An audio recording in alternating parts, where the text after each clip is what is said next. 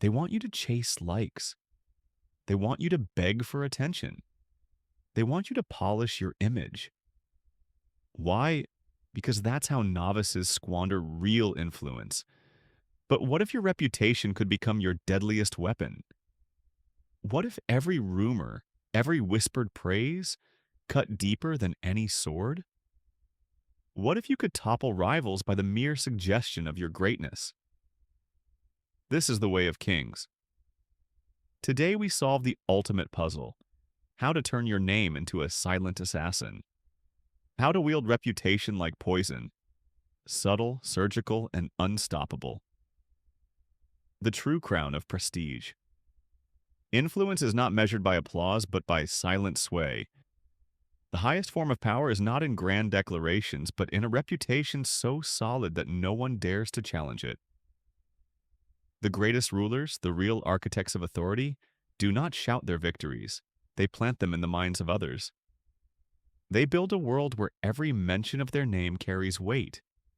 That is the invisible battlefield, the quiet choreography of perception that ensures your enemies crumble before they even step onto the stage. A weak man begs for praise. A powerful man engineers acclaim. The novice markets himself with desperate posts, bearing his insecurities to whoever will listen.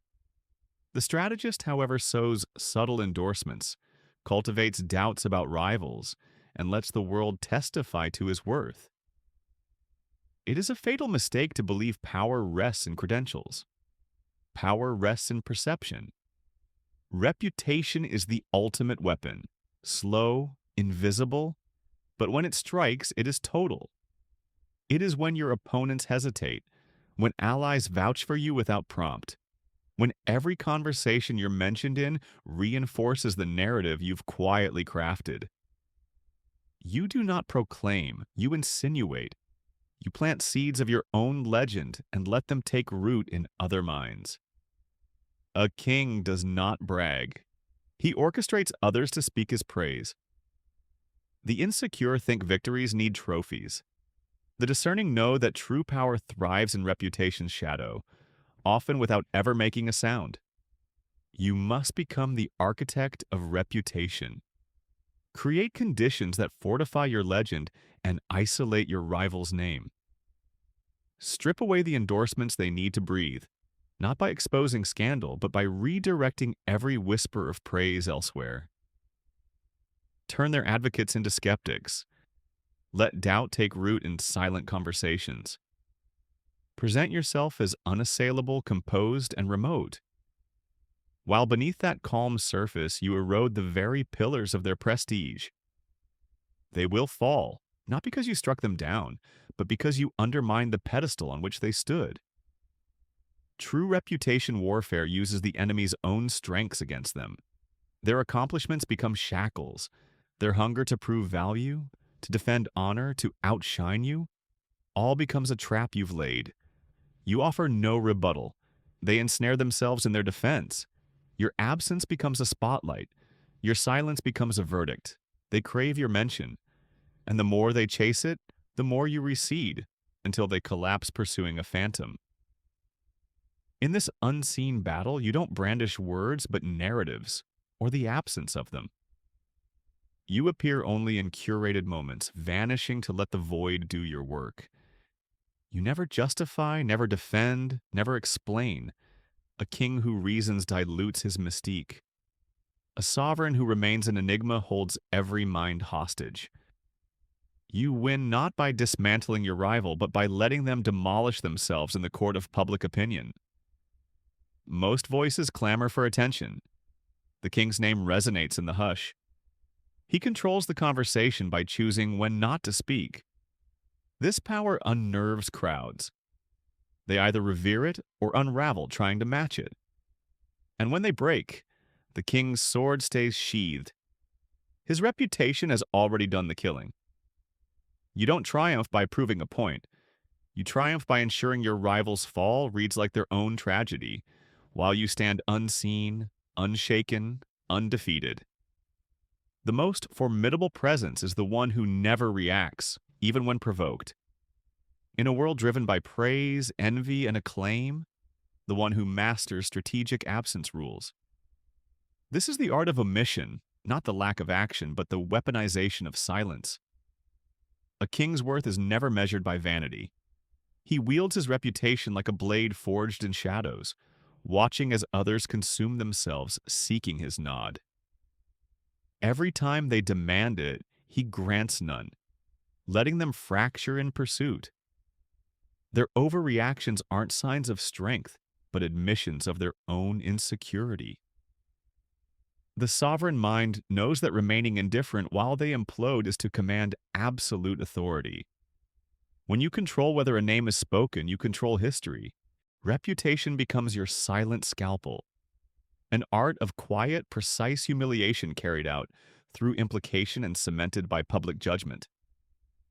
The unskilled confront head-on, hoping to silence opponents with volume.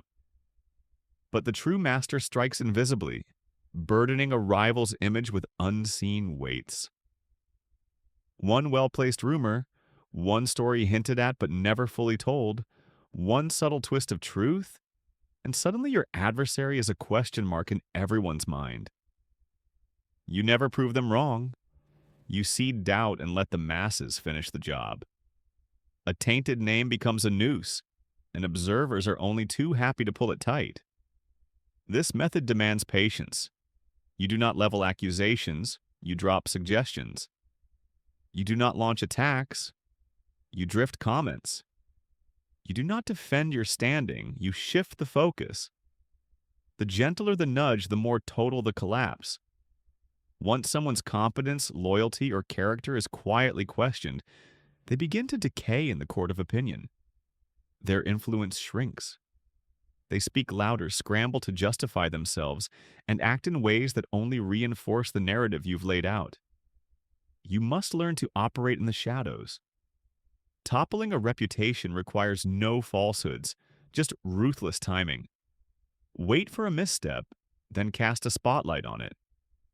When they waver, make them seem feeble. When they stride confidently, paint them as arrogant. Turn their greatest virtues into vulnerabilities. The honest man becomes gullible, the driven man becomes ruthless. The very reputation they crafted becomes the blade you use to dismantle them. When gatherings convene without his name, when partnerships form under your banner and he's never consulted, he feels the walls closing in. But you don't banish him outright. That would be mercy. Instead, you let him linger just long enough to witness his own eclipse. He watches as your circle expands, as doors open for you while they click shut behind him. Your rival's loss is not a public spectacle, but a private torment. Uninvited, unrecognized, reduced to an afterthought. A man exiled from relevance lives in silent agony, haunting rooms where he once presided, his voice now a ghost. And the monarch in full command never glances his way. That absence of acknowledgement is the final cut. It shatters pride, suffocates ambition, and silences even the loudest claim. The king's task is not to crush each threat, but to ascend so high that threats simply fall away. This is the essence of true reputational exile. You rise while they linger, building fresh alliances as they beg for inclusion.